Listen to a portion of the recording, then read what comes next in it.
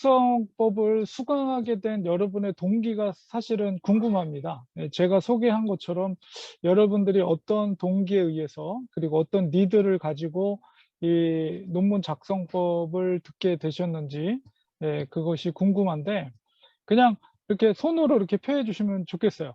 혹시 석사든 박사든 논문을 진행하기 전 단계에 계신 분? 예 예. 그러면 지금 석사나 박사 논문 지금 쓰고 계신 분 계십니까?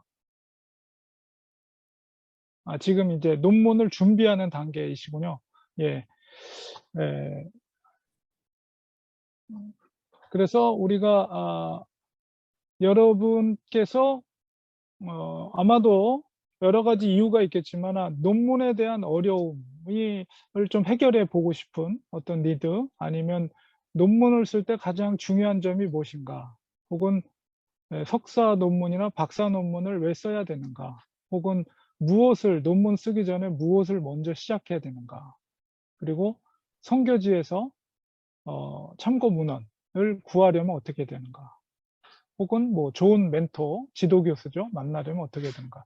뭐 여러 가지 여러분의 니드가 있어서 이 강의 시간에 왔으리라고 기대가 됩니다. 그래서 여러 가지 이런 어떤 필요들을 최대한 저도 생각하면서 아주 기본부터 그리고 아주 디테일한 것까지 제가 논문을 쓸 수 있는 법을 여러분들에게 전달해 드리도록 하겠습니다. 자, 우리 그러면 논문을 쉽게 쓰는 비결이 무엇인가? 아, 첫 번째는 뭐냐면 논문도 선교이다. 여러분이 선교사로 혹은 목사로 부르심을 받았죠. 하나님의 소명을 받은 것처럼 논문을 우리가 쉽게 쓰는 제일 우선적인 마음가짐은 '논문도 선교다.' 이런 생각을 갖는 거죠.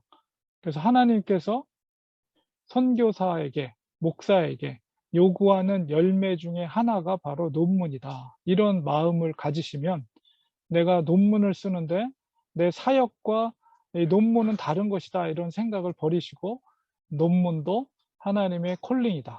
라는 생각을 가지시면 좋을 것 같아요. 그래서 이 특별히 좀 더 구체적으로 말씀드리면 그 선교 사역, 여러분의 대부분이 선교사님들이 많으신데요. 여러분의 선교직 그리고 선교 사역의 기록, 이렇게 논문을 다른 말로 표현한 겁니다.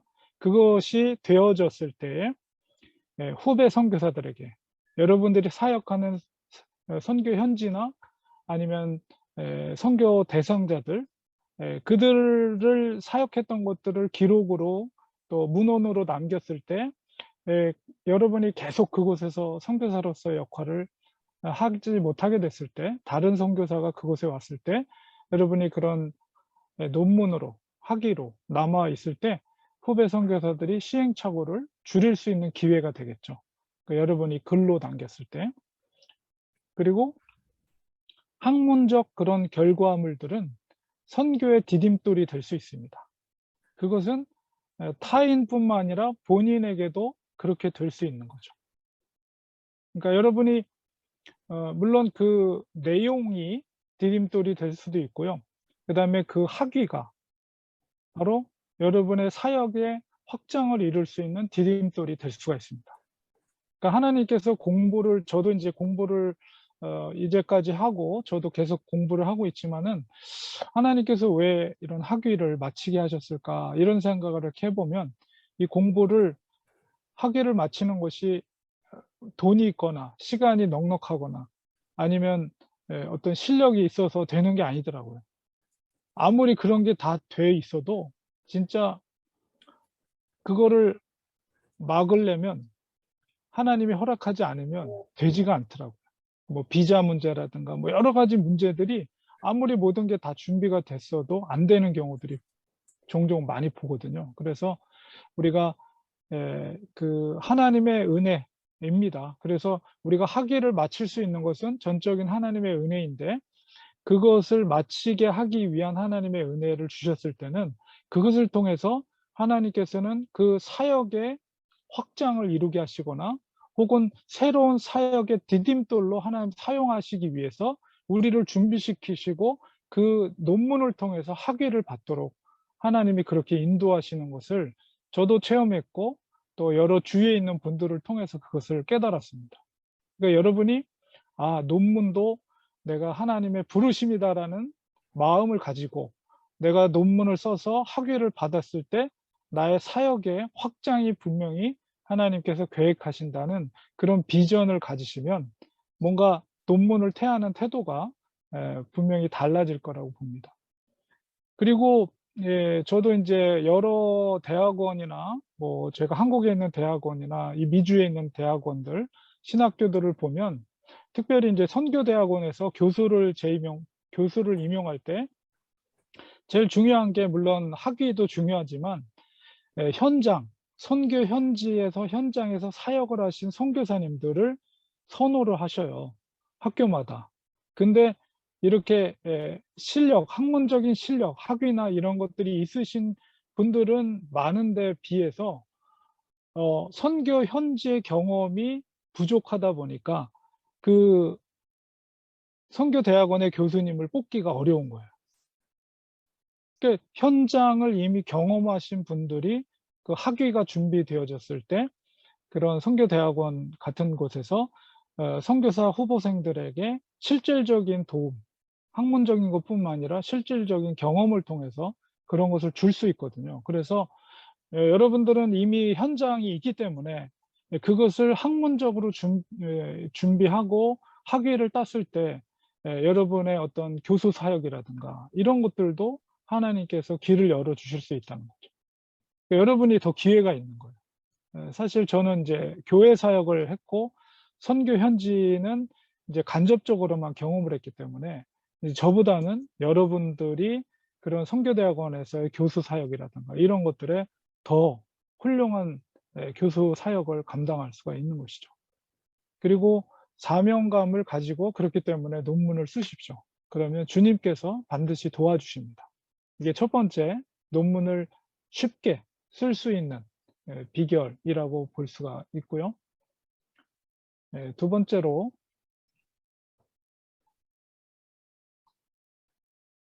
논문은 몸으로 해라. 이게 무슨 말이냐면 이 논문을 머리로만 하려고 하니까 이게 안 되는 거예요. 일단 몸이 움직여야 돼요. 그래서 여러분이 논문을 쓰려고 할 때는 정해진 장소와 시간을 정해 놓고 일단 내 몸이 거기에 가야 됩니다. 여러분의 서재일 수도 있고 아니면 뭐 가까운 도서관일 수도 있고 학교일 수도 있고요. 여러분만이 쓸 수 있는 내가 연구에 몰입할 수 있는 공간과 그다음에 시간을 정해 놓고 내 몸이 글로 가야 돼요. 그러니까 일단 내가 생각으로 되지 않더라도 일단 내 몸이 그 자리에 가서 앉아서 거기서 시작을 합니다. 그게 논문은 몸으로 하라는 그 의미가 그런 의미예요.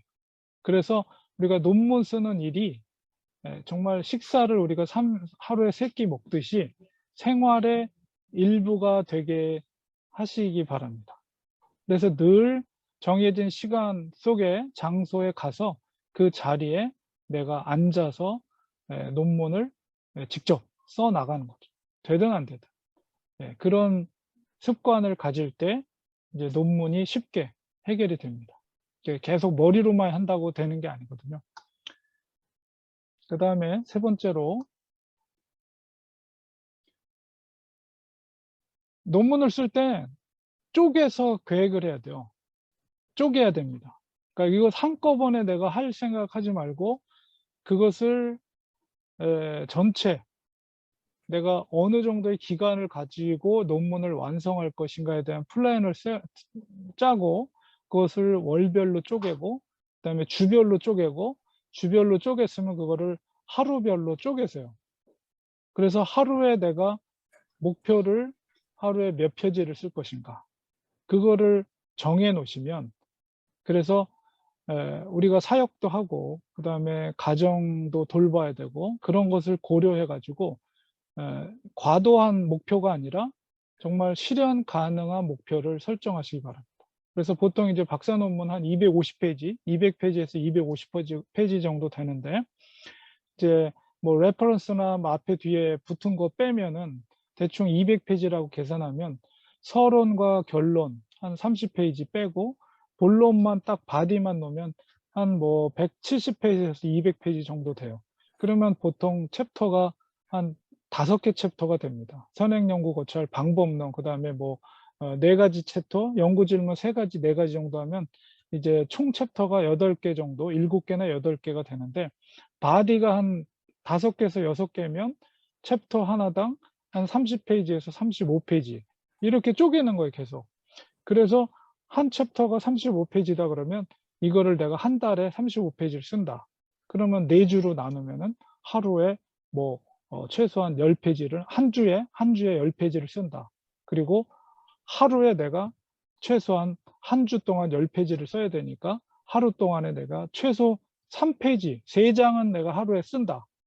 그래서 정해진 장소, 정해진 시간에 내가 하루에 최소 3장은 쓴다. 이렇게 계산을 하시면, 여러분이 쪼개서 그것을 계획하시면 구체적으로 논문을 어떻게 완성이 돼 가는가. 이거를 이렇게 쉽게 할 수가 있는 것이죠. 그리고 사실 1차적인 자료들이 준비가 되었다면 박사 논문이라 할지라도 6개월 안에 논문을 완성할 계획을 세우시기 바랍니다. 이게 시간이 많이 주어진다고 1년, 2년, 3년 주어진다고 이게 다 되는 게 아니거든요. 물론 이제 코스웍을 마치고 논문 학기가 됐을 때 일반적인 1차적인 자료들이 준비가 됐으면 6개월만 집중하면은 박사 논문을 쓸 수가 있어요. 그러니까 아까 제가 말씀드린 그런 쪼개서 그런 것들을 계획했을 때, 그리고 최대 1년은 넘기지 않는 것이 좋습니다. 논문은. 논문은 결국 집중력이에요, 집중력. 그래서 논문을 쉽게 쓰는 이제 3가지의 비결을 제가 먼저 말씀을 드립니다. 그래서 요런 어떤 동기부여를 스스로 하시면서 내가 논문을 대할 때, 물론 여러분이 공부하는 학교가 마다 조금씩 다르겠지만은, 그러나 인제 논문이라는 게 원래 폼이 딱 정해져 있어요. 그 폼대로만 하면 되거든요. 그래서 이런 동기부여를 가지고 여러분이 논문을 써 가시면 좋겠습니다. 자, 그리고 이제 논문이라는 게 도대체 어떤 지향점을 가져야 되는가?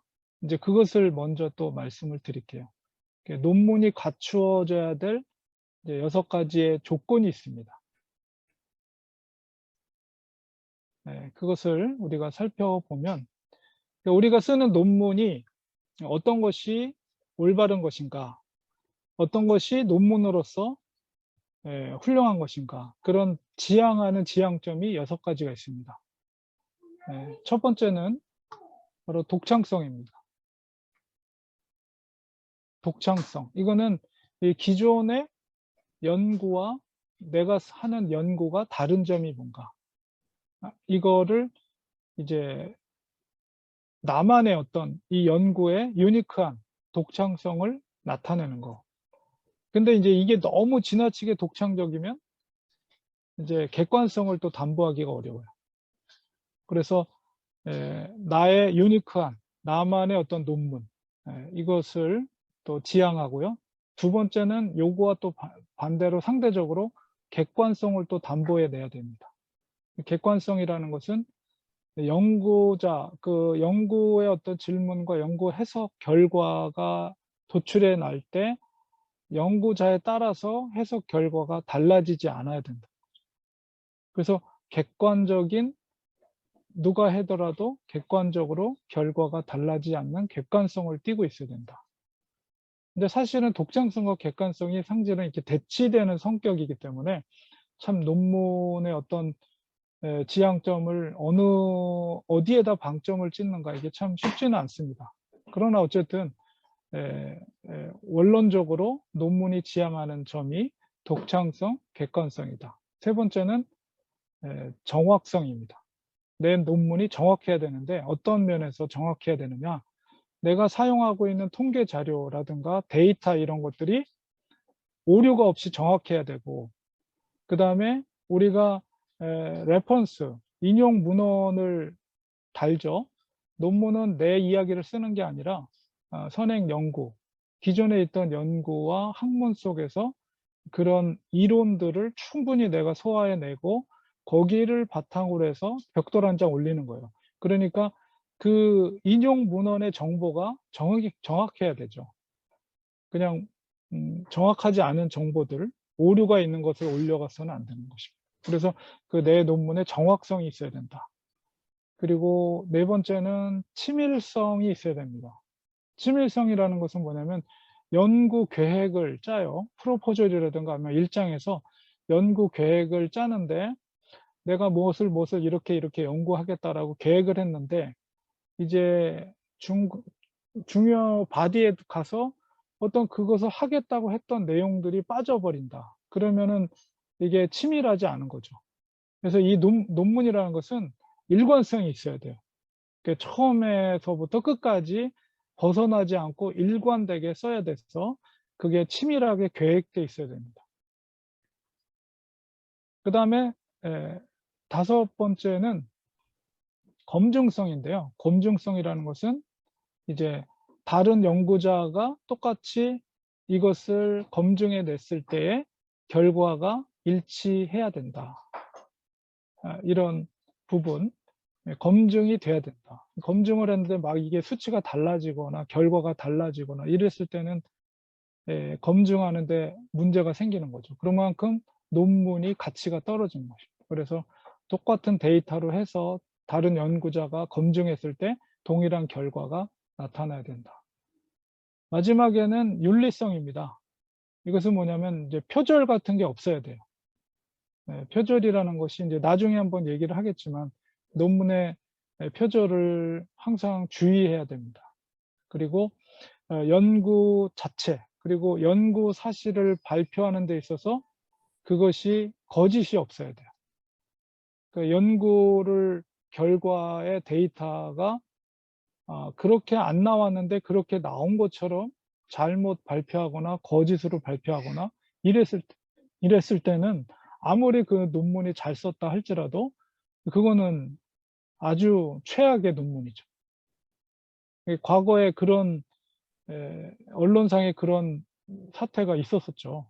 그 배아 줄기세포 그 사진 찍어 가지고 나왔는데 사실은 조작된 사진을 해 가지고 이렇게 떠들썩했었잖아요, 옛날에 한국에서도.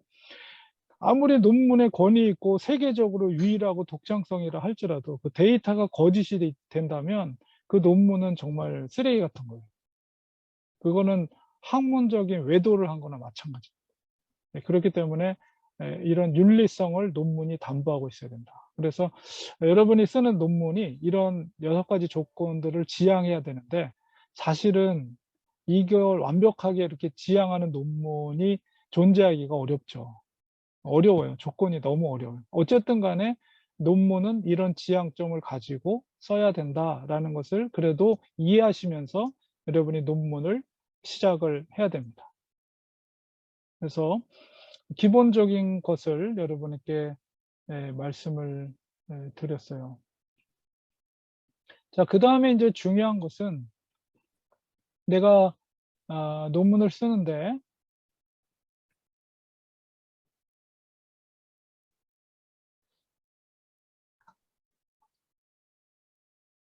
논문을 시작해서 마지막까지 논문을 계속해서 쓸 수 있게 하는 그 동력이 무엇인가? 그 동력이 있어야 되겠죠. 내가 논문을 써야 된다. 논문을 쓰고자 하는 그 동력이 있어야지 끝까지 밀고 나가는 거잖아요. 그 동력이 무엇인가라고 했을 때 내가 학문적으로 꼭 알고 싶은 것, 그것을 이제 우리가 발견하게 되죠. 그리고 평소에 내가 갖고 있는 생각들. 그러니까 책을 읽다가 어떤 주제가 탁 마음에 꽂힐 때도 있어요. 어떤 주제, 책을 읽다가 성경과 관련된 도서라든가 아니면 논문을 읽다가 어떤 주제가 탁 내 마음에 꽂혀서 이거를 꼭 배우고 싶다. 아니면 이건 꼭 연구해서 또 깊이 알고 싶다. 이런 어떤 주제들이 있을 수 있습니다. 내가 알고자 하는 의지, 내가 꼭 배우고 싶은 것, 이런 것들이 동력이 되는 거예요. 그래서 그런 주제를 여러분이 선정을 해야 됩니다. 그러니까 우리가 주제가 굉장히 잡기가 어렵거든요. 여러분이 논문을 쓰는데 어떤 주제를 잡아서 논문을 써야 될 것인가, 어떤 주제를 써야 될 것인가, 아주 굉장히 중요한 건데, 그다음에 선교 현장 혹은 사역 중에서 어떤 알고 싶었던 부분, 그런 주제들이 경험 속에서 만나게 되는 경우가 있어요. 그래서 이 주제는 내가 잘 모르지만 더 깊이 있게 알고 싶다. 이런 주제가 있을 수도 있어요. 선교 현장 속에서 여러분이. 혹은 내가 어떤 발견한 것에 대해서 남들에게 이것은 꼭 알리고 싶다라는 열정과 에너지가 있는 주제. 내가 이거는 배웠는데 이거는 정말 남들한테 막 알리고 싶어. 꼭 가르쳐 주고 싶고 알려주고 싶어. 이런 어떤 주제들. 그런 것들이 동력이 되는 거예요.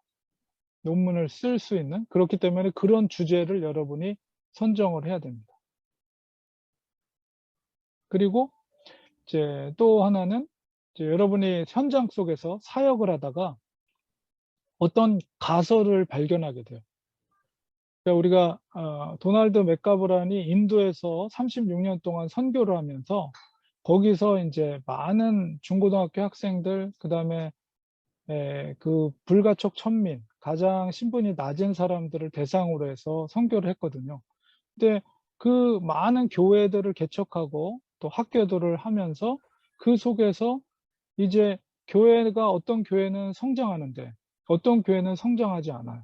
그런 걸 발견한 거예요, 도널드 맥가브란이. 그래서 거기서부터 시작이 돼서 왜 동일한 어떤 문화 속에 있는데 어떤 교회는 성장하고 어떤 교회는 성장하지 않는가? 그런 걸 이제 깊이 있게 관찰을 하면서 거기서 뭔가를 발견하게 되는 거죠.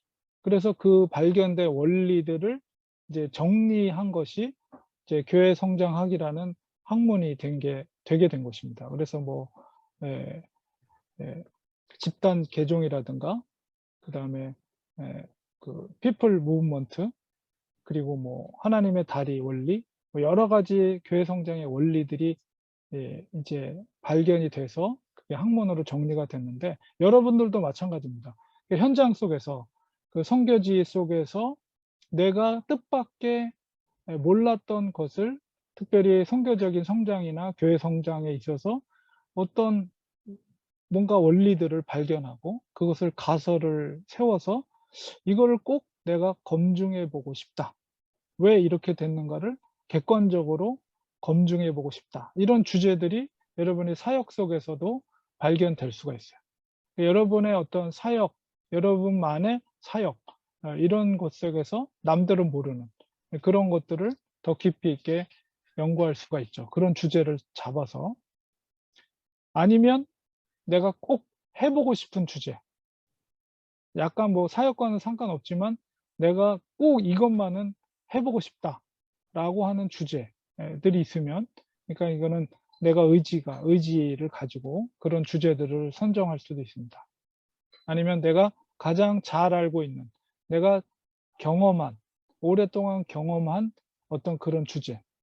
그러니까 내가 많이 경험하고 많이 알수록 내 그 주제에 대해서 남들보다 더 많이 이야기할 수가 있죠. 그리고 그것을 학문적으로 정리할 수가 있고.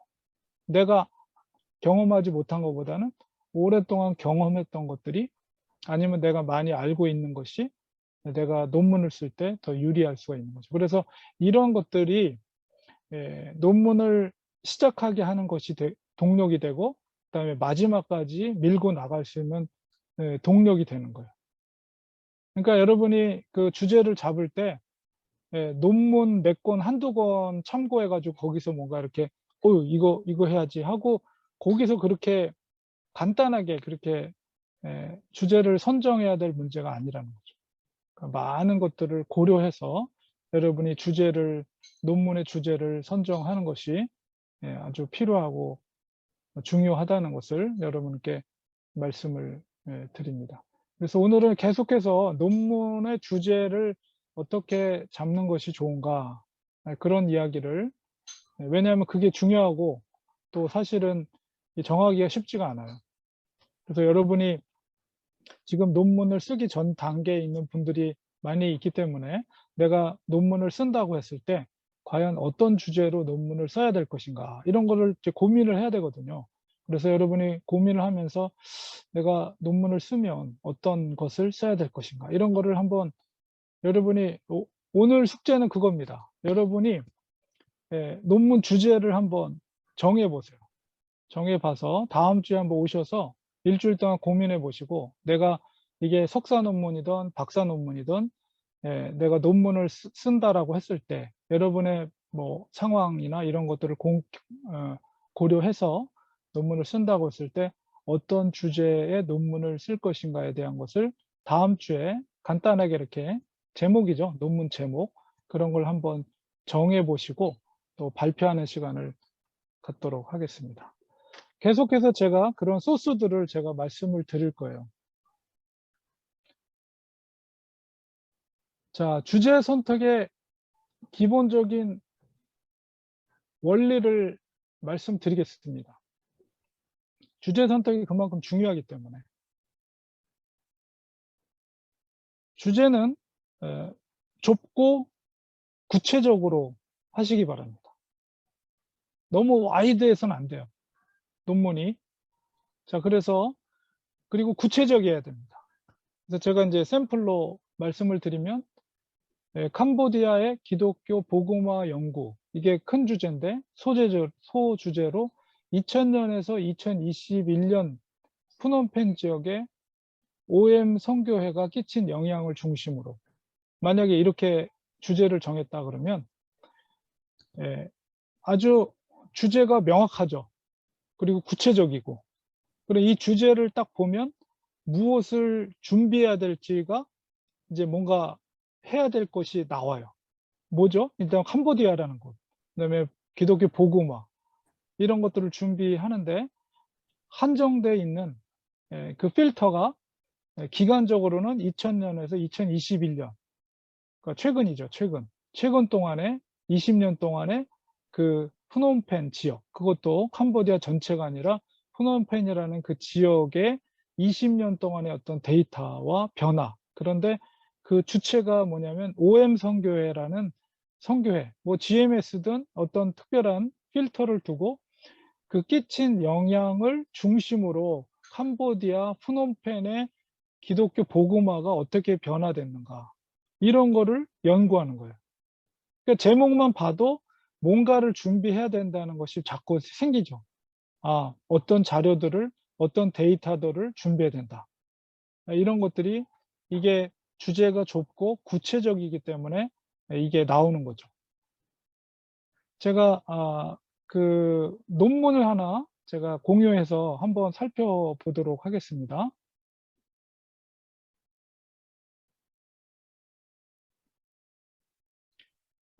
이것도 이제 PhD 논문인데요.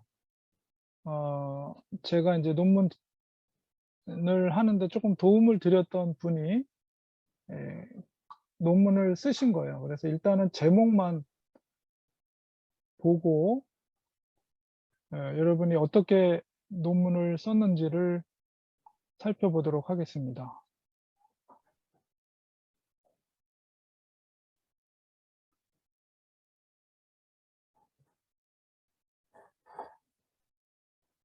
자, 이제 제 워드 파일 중에 이제 논문 제목이 랄프 윈터의 선교의 두 조직체 이론에 관한 연구, 이게 이제 메인 주제고요. 그 다음에 소 제목으로 전주 안디옥회와 바울 선교회와 이동희 목사의 선교 리더십 철학을 중심으로 연구, 이렇게 했습니다.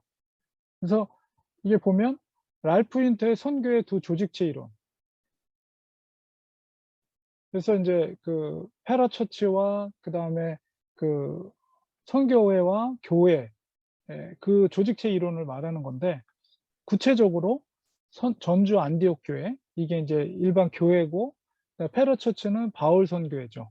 그 두 개를 중심으로 하는데 이제 이동희 목사님의 선교 리더십, 철학을 또 중심으로 해서 이런 필터를 3개 정도 해서 조금 더 주제를 좁혀 깔때기처럼 주제를 좁혀서 구체적으로 하게 되죠. 그래서 만약에 이거를 논문으로 쓰게 되면 일단 라이프 인터의 그 두 조직체 이론이 뭔지 그거를 설명을 해야 될 것이고, 그다음에 전주 안디옥 교회에 대해서도 설명해야 될 것이고, 그다음에 바울 선교에 대해서, 그리고 이동희 목사님의 리더십이 뭔가, 철학이 뭔가, 이런 것들이 설명이 돼야 되겠죠. 그래서 그런 변수들을 통해서 이 랄프 인터의 성교의 두 조직체 이론이 어떻게 구체적으로 연관이 되고 어떤 시너지나 아니면 뭐 장점, 단점 그런 현상들이 이루어졌는가, 이런 것들이 논문에서 밝혀지겠죠. 그래서 한 가지 제가 이제 샘플로 보여드리는 거예요. 그래서 주제가 이렇게 좁고 구체적으로 해야 된다. 그러니까 여러분이 이제 다음 주에 써오실 때 여러분의 주제 논문을 주제를 적을 때 이런 것들을 참고로 생각하시면서 내가 어떻게 논문 주제를 잡을 것인가, 이런 것들을 고민해 보시면 좋을 것 같습니다.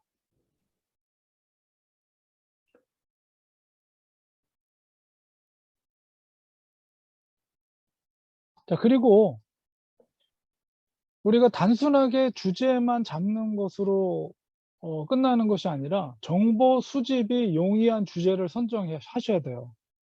그러니까 내가 정하는 것이 좁고 구체적이라 할지라도 그 주제가 정보를 수집하기에 정말 까다로운 주제다라 그러면 논문 쓰기가 너무 어려워요. 논문이라는 거는 내 이야기를 소설처럼 쓰는 게 아니라 그런 자료들을 중심으로 해서 그거를 논리적으로 써 나가는 거기 때문에 그런 인용 문헌, 인용 문헌을 얼마나 충분하게 준비할 수 있는가, 이게 중요하거든요. 그래서 주제를 선정할 때도 그거를 고려하셔야 돼요. 그래서 특별히 선교지에 계시기 때문에 자료를 구하는 데 사실은 한계점이 있잖아요. 뭐 거기에 무슨 도서관이, 한국 책들을 볼 수 있는 도서관이 있는 게 아니고, 예, 뭐 상황들이 다, 형편들이 사실은 한국이나 미국에 있는 것처럼 그렇게 쉽지는 않거든요. 그렇기 때문에 선교지에서도 자료를 그래도 용이하게 구할 수 있는 주제를 선정을 해야 된다. 그리고 그 얘기는 다시 바꿔서 말하면 어떤 얘기냐면, 선교학계에 인정받는 학자들, 권위 있는 학자들의 어떤 주장이라든가 그것과 관련된 학문, 그런 것과 관련된 주제를 선정하셔야 돼요. 왜냐하면 권위가 있다는 것은 그만큼 많은 사람들이 그 선교학자나 선교학자가 주장한 선교학적인 그런 이론들을 많은 사람들이 연구했기 때문에, 그리고 이제 많은 연구와 관련된 논문이 있는 주제를 선정하셔야 됩니다. 그래서 그 주제에 대해서 최소가 10개 이상의 논문이 있어야 돼요. 이미 기존의 선행 연구 중에 그 주제와 관련된 연구 논문이, 박사과정 논문이 최소가 미니멈이 10개 이상, 그리고 가능하면 50개 이상 있는 거, 논문이. 제가 이 말씀을 드리는 거는 어떤 주제를 정하고 쓰는데 자료가 없어요. 그러니까 너무 독특하다 보니까, 너무 그 객관성이 떨어진 주제를 하다 보니까 논문을 쓴 사람이 없어, 그 주제에 대해서. 그러면 정말 힘들어지는 거예요, 논문 쓰기가. 관련된 책도 없고 그다음에 관련된 논문도 없고, 그러면 여러분이 소설을 쓸 수 있는 게 아니잖아요. 그런 주제들이 풍성해야만이 여기서도 인용하고 저기서도 인용하고 여기서 참고하고 저기서 참고하고 이런 식으로 해 가지고 뭔가 나의 어떤 논문을 풍성하게 만들 수 있는데, 그렇지 않은 경우는 처음서부터 힘들어집니다, 처음서부터. 할 말도 없고 뭐부터 써야 될지도 모르겠고. 그러니까 요거를 주의하셔야 돼요. 그래서 에, 항상 그렇기 때문에 저도 인제 논문을 그렇기 때문에 도널드 맥가브란을 선택한 것이, 물론 저도 개인적으로 그쪽에 공부를 하고 싶었기 때문에 유학을 온 거긴 하지만은 그만큼 권위 있는 분이시기 때문에.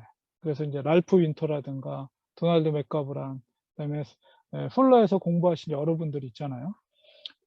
그런 분들의 거장들의 어떤 학문을 연구를 하게 되면 그와 관련된 논문이나 자료들이 풍성하기 때문에 여러분이 논문을 쓰기에 유리하다는 것입니다. 요런 것들을 여러분이 주의를 하시면 좋을 것 같아요.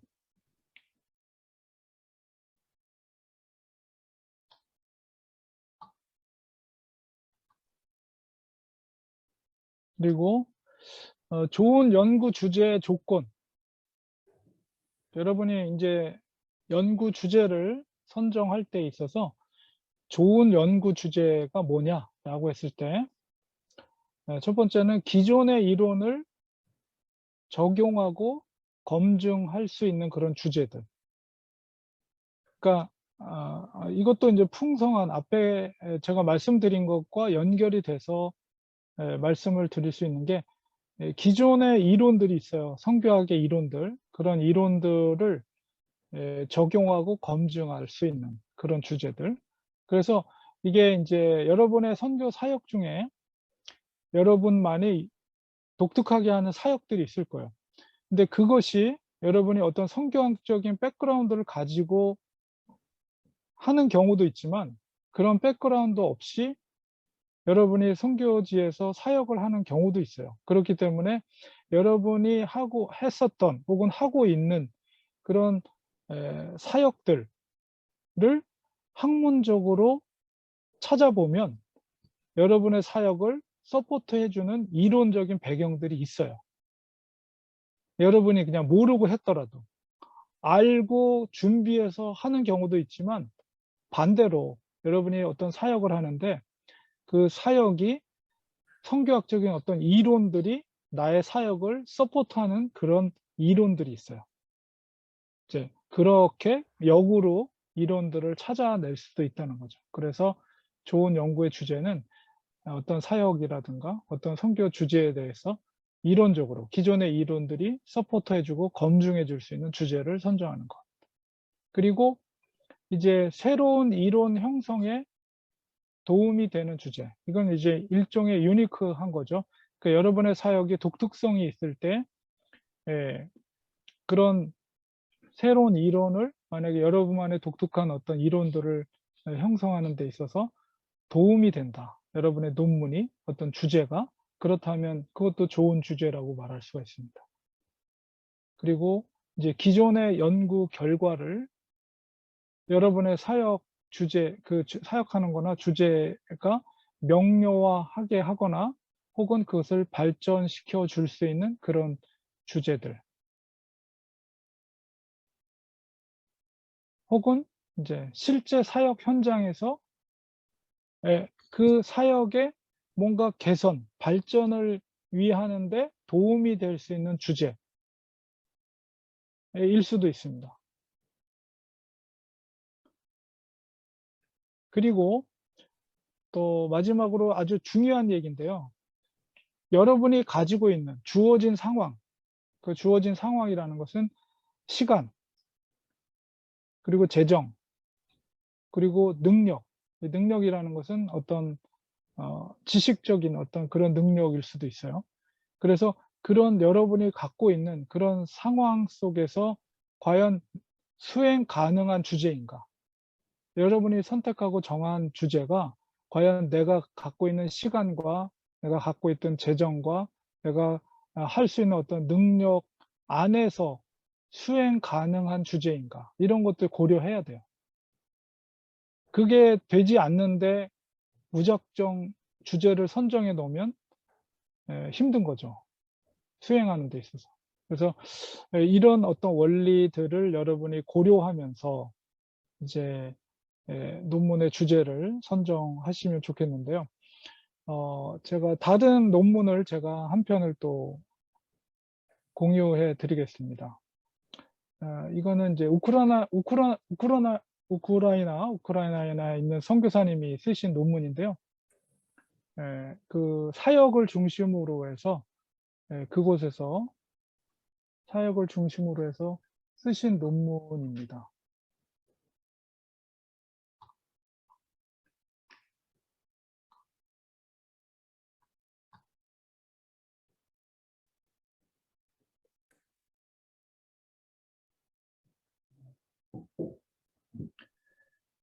자, 이거는 어 알코올 마약 중독자 갱생을 위한 거주형 치유 공동체 모델 연구. 이게 인제 메인 주제고요. 그다음에 소주제가 우크라이나 PCU 모델을 중심으로 이렇게 사용했습니다. 그래서 이 주제는 이 선교사님이 그 선교지에서 직접 시행했던 사역들을 어 그 양적 연구를 통해서 통계를 통해서 어떤 변화들이 일어났는가를 이제 박사 PhD 논문으로 쓰신 제목이에요. 그래서 여러분이 사역하고 있는 것을 학문적으로 정리해 내는 것도 사실은 유니크한 논문이 될 수가 있습니다. 왜냐하면 그 사역은 여러분만이 한 거니까. 그 누가 다른 사람이 한 거 아니고 내가 한 사역이기 때문에 유니크한 거죠. 그리고 여러분이 가장 많이 말할 수 있는 거. 그러니까 선교사님들이 만약에 박사 논문이나 석사 논문을 쓸 때는 여러분의 사역을 정리를 하시거나 아니면은 통계를 내시거나 그래서 어떤 안경을 가지고 포커스를 가지고 논문을 쓸 것인가를 정해서 여러분의 사역을 학문적으로 정리해 내는 것도 좋은 논문이 될 수가 있어요. 그래서 이 선교사님 같은 경우는 특별히 인제 그 러시아 사람들이잖아요. 우크라이나가. 그 슬라브 민족이 인제 술을 많이 먹고 그러다 보니까 그런 중독자들, 알코올 중독, 마약 중독자들이 많은데 그 사람들의 갱생을 위해서 그 공동체를 이루고 그 속에서 인제 회복 사역들을 하시고 있거든요. 그래서 그분이 이제 논문을 사역을 이렇게 이런 식으로 정리를 했습니다.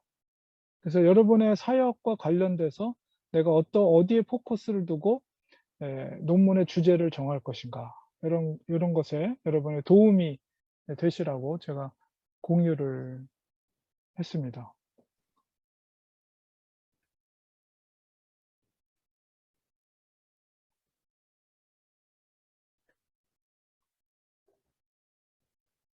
자, 여러분에게 또 주제를 선정하는 데 있어서 도움이 될 수 있는 모델을 제가 제시해 드리겠습니다. 인제 선교의 신학화 과정 이게 인제 제가 윌리엄 캐리와 풀러에서의 멘토 지도 교수님이 이제 이민택 교수님이란 분인데요. 그 이민택 교수님의 멘토, 풀러에서의 멘토가 베넨겐 교수님, 선교학 신학자 중에 지금 가장 권위 있는 분 중에 한 분이죠. 베넨겐 교수님의 선교의 신학화 모델이거든요. 여러분이 논문을 쓰실 때 이 모델도 굉장히 도움이 되리라고 봅니다. 그래서 보통 여러분이 논문을 정리할 때 혹은 주제를 정할 때 이 5가지의 통섭적인 이해가 아 도움이 될 것입니다. 그래서 첫 번째는 여러분이 논문이나 아니면 여러분의 선교 사역을 이제 학문적으로 신학화 작업을 할 때 먼저 고려해야 될 것이 이제 첫 번째는 성경입니다. 신약 신학, 구약 신학. 성경 신학 속에서 인제 나의 어떤 예 학문, 나의 사역의 학문적인 것들을 어떻게 정리해 낼 것인가. 그러니까 인제 성경에서 나의 사역이 어떻게 서포트 되고 있는가. 이런 거를 발견할 수가 있겠죠. 그리고 두 번째는 교회입니다. 교회. 교회는 두 가지로 나눌 수 있는데 이제 조직 신학, 그러니까 조직 신학적으로 나의 논문 주제나 나의 사역을 어떻게 서포트할 수 있는가? 교리적으로. 그다음에 역사, 역사신학, 교회 역사, 기독교 역사. 교회 역사 속에서 역사적인 어떤 스펙트럼을 가지고 어떤 내가 쓰고자 하는 주제를 정리해 낼 수가 있겠죠. 내가 만약에 어떤 장애인 선교다, 아니면은 뭐 변증, 아니면 여러 가지 독특한 어떤 사역들이나 어떤 주제에 대해서 교회의 역사 속에서 뭐라고 말하고 있고 어떻게 발전해 왔고 지금 어디까지 왔는가, 이런 것들을 역사 신학에서 말해 줄 수가 있는 거죠. 이런 것들이 하나의 챕터가 될 수가 있어요.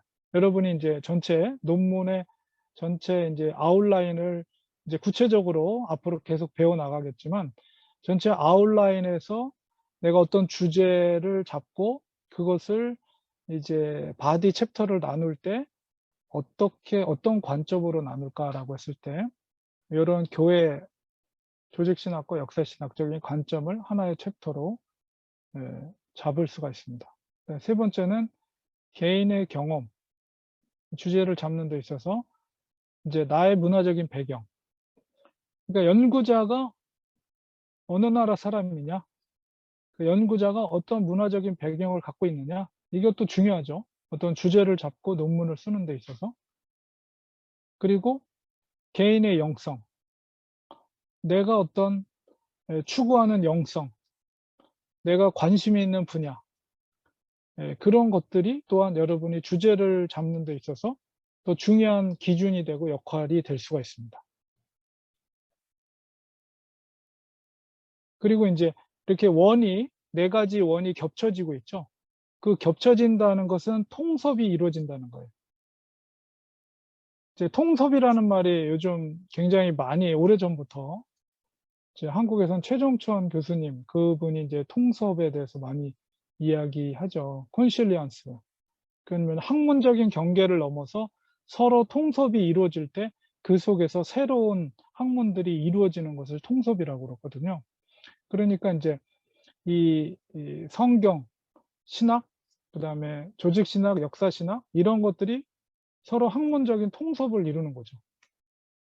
그리고 어떤 주제에 대해서, 그리고 개인의 경험, 그것은 또한 나의 어떤 배경, 문화적인 배경, 그리고 나의 개인적인 영성, 이런 것들이 또한 통섭이 이루어지게 됩니다.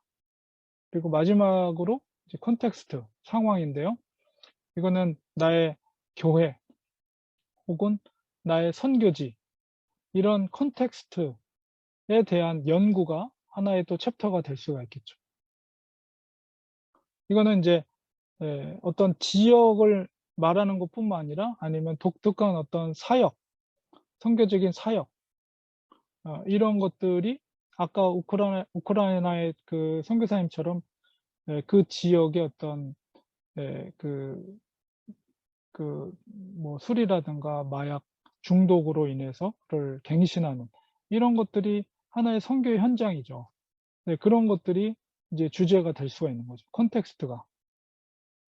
그리고 인제 그런 것들이 또 개인의 경험, 상황, 이런 것들과 이제 통섭적인 어떤 학문적인 통섭이 이루어져서 그 속에서 어떤 포커스를 또 잡을 수가 있어요. 그리고 인제 그것이 4 가지 원이 십자가, 복음적인 어떤 지향점을 가지고 거기서 통섭이 이루어질 때 이제 정말 중요한 주제와 또 논문이 이루어지게 되고, 또 그런 선교가 신학화 과정으로 굉장히 학문적으로 정리가 되는 것입니다.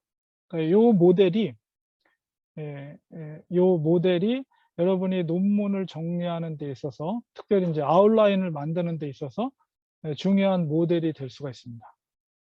여러분이 개인적으로 한번 적용을 해 보세요.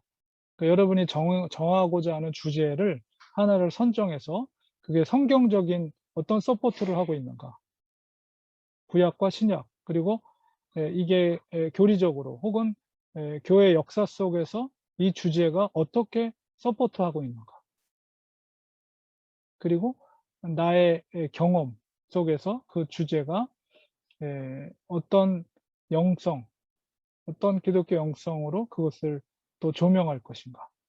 그리고 나의 상황, 선교 현장, 그리고 교회 현장 속에서 그 주제가 어떤 역할을 하고 있는가. 요런 것들이 이제 복음적으로 또 선교 지향적으로 통섭이 이루어질 때, 학문적인 통섭이 이루어질 때 가치 있는 논문이 되겠죠. 그러니까 여러분이 주제를 선정할 때 요 모델이 여러분에게 굉장히 좋은 모델이 될 수가 있습니다. 그래서 참고로 인제 제가 논문을 썼던 것 중에 요런 그러니까 이 이미지 작업하는 거, 그러니까 그 논문을 하나의 도표로 그림으로 그리는 것이 굉장히 논문 전체를 한눈으로 볼 수 있고 남들한테 설명할 때 굉장히 설득력이 있어요. 그러니까 말로 하는 것보다 여러분이 논문의 아웃라인을 전체적으로 그림으로 도표로 설명할 수 있는 그런 도표를 이런 학문을 했던 선교학자들의 그런 도표들을 참고로 해서 여러분 나름대로의 그 논문을 하나의 그림으로 그릴 수 있다면 그것만큼 남들에게 나의 논문의 주제에 대해서 설명하기에 좋은 게 없죠. 그래서 인제 제가 작업했던 도표를 하나 제가 보여 드릴게요.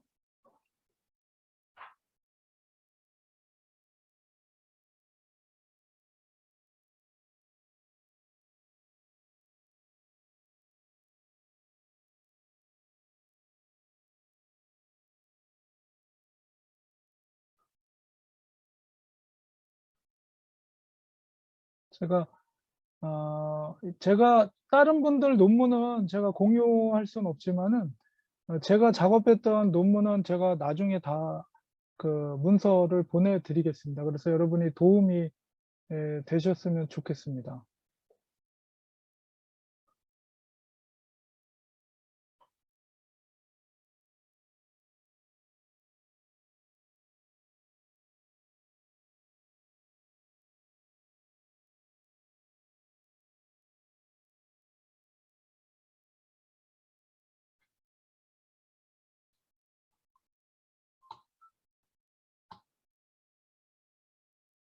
네. 제 그림을 찾느라고 좀 시간이 걸렸는데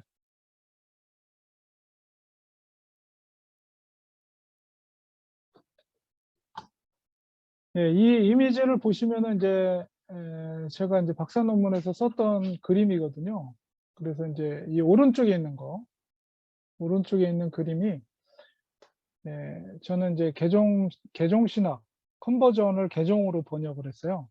그래서 인제 개종이라는 것을 하나의 포커스로 잡고 이제 성경 신학, 조직 신학, 교회 성장학, 기독교 문명사, 랄프 인터의 기독교 문명사 이렇게 4 가지 챕터로 했고 이것을 콘실리안 이제 이 통섭을 통해서 이 개종이라는 것을 성경 신학적인 관점에서 그다음에 조직 신학의 관점에서 그다음에 교회 성장학적인 관점에서 기독교 문명사는 이제 교회 역사를 중심으로 한 거거든요.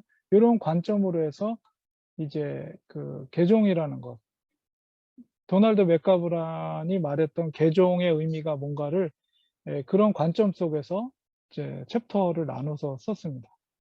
그러니까 여러분이 인제 이런 도표들을 여러 학자들이 썼던 그런 이미지를 통해서 내 논문을 그림으로 그릴 수 있는 것이 제일 좋아요. 그래서 거기서부터 이제 논문이 써가는 겁니다. 그러니까 논문을 쓸 때 여러분이 1 장, 2 장, 3 장, 4장 순서대로 쓰는 게 아니에요. 이제 순서가 챕터가 다르게 써 나가도 되는데요. 제일 먼저는 아웃라인을 잡는 겁니다. 아웃라인을 잡고 여러분의 논문을 이렇게 도표화할 수 있으면 제일 좋아요. 그래서 이게 쫙 펼쳐지면 전체 챕터가 되고 논문이 되는 거죠. 그래서 거기서부터 그 그림 도표로부터 이제 논문이 준비가 돼서 이제 1 장이 그다음 써지고 이제 2 장이 이제 써지겠죠. 2 장이 이제 선행 연구 고찰이거든요. 이게 기존 문헌 연구. 그다음에 인제 서론, 그다음에 인제 바디 중요한 이 4 가지 챕터를 그다음 순서로 이렇게 기록해 나가고 나중에 결론을 나중에 쓰는 거죠.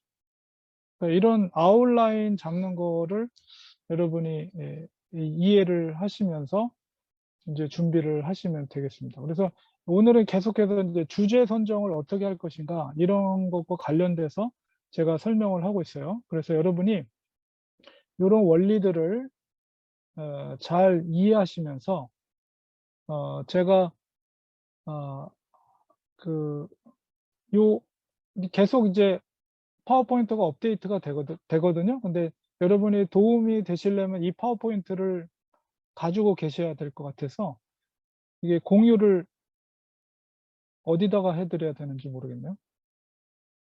카톡방에 올려야 되는지. 네, 단체 카톡방에 올려주시면 우리 여기 예. 들어오신 선교사님들이 나누어 갈 수 있을 것 같습니다. 네. 에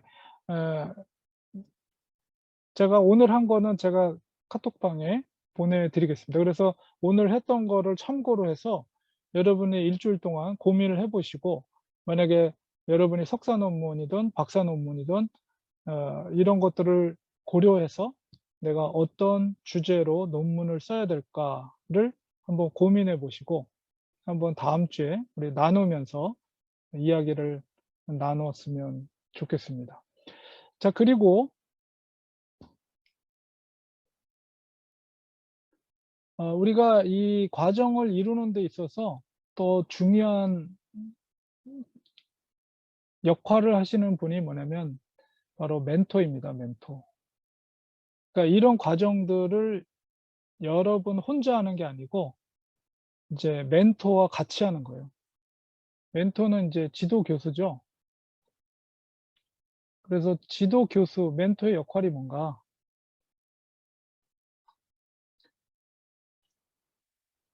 그러니까 원래는 사실은 이 논문을 쓰기 전에 여러분이 논문을 쓰기 전에 멘토를 생각해야 돼요, 원래는.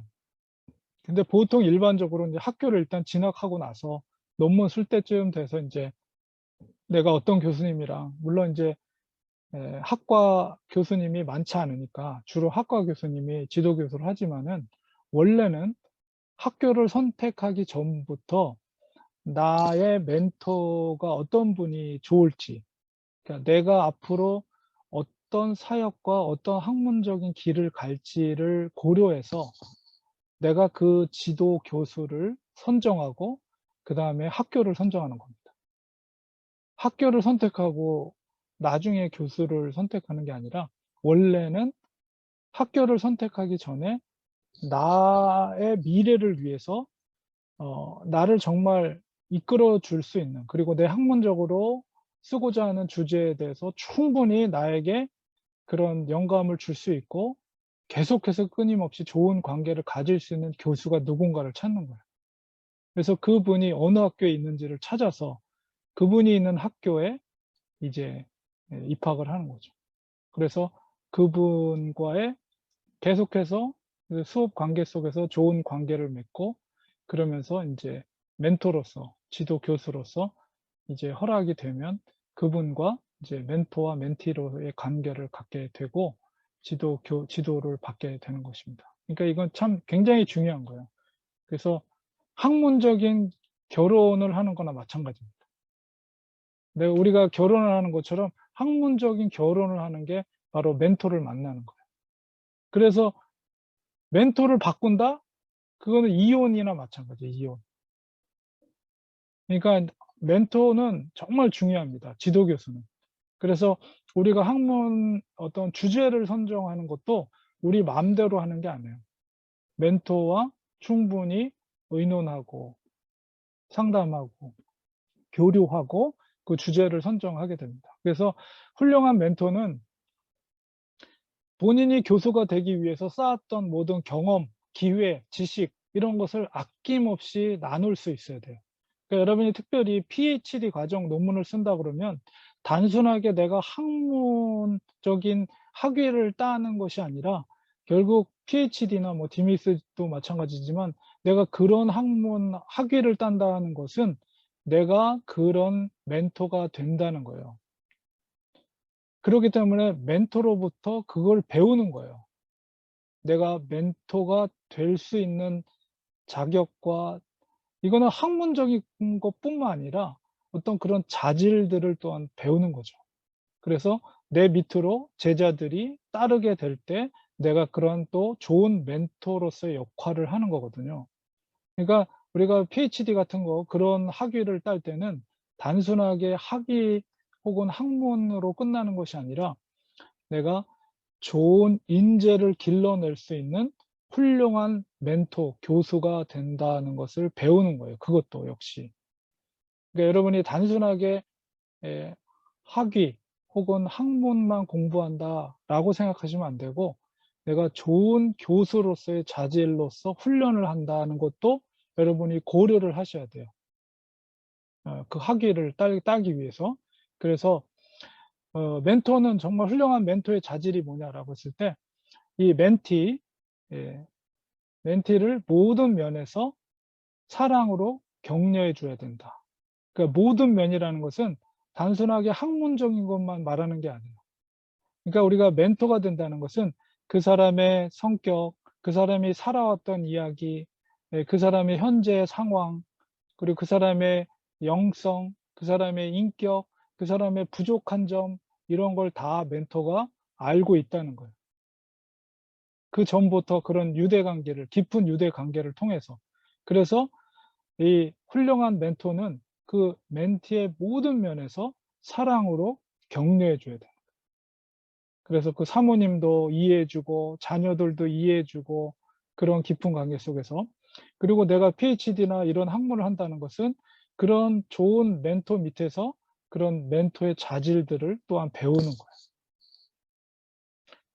그리고 멘티의 학문적인 발전을 위해서 필요한 모든 정보, 자기가 갖고 있던 평생 공부했던 모든 정보들을 언제든지 제공해 주고, 그리고 그가 성장할 수 있는 기회를 또한 제공해 주는 것이 훌륭한 멘토다. 그리고 멘티의 롤 모델이 되어야 된다. 그래서 그분으로부터, 그 멘토로부터 배운 제자는 그분이 정말 롤 모델이 돼서 '나도 저런 교수님이 돼야지. 나도 저런 교수님이 되어서 정말 후배들, 그 제자들에게 그런 멘토로서 역할을 해야지.' 그런 롤 모델이 되는 멘토가 훌륭한 멘토입니다. 그리고 학문적인 것뿐만 아니라 멘티의 미래를 위해서 구체적인 조언을 해줄 수 있어야 됩니다. 예. 그럼 이런 관계는 사무적인 관계가 아니죠, 절대로. 예. 그리고 멘토와 멘티 관계는 학위 수여 후에도 계속해서 지속이 됩니다.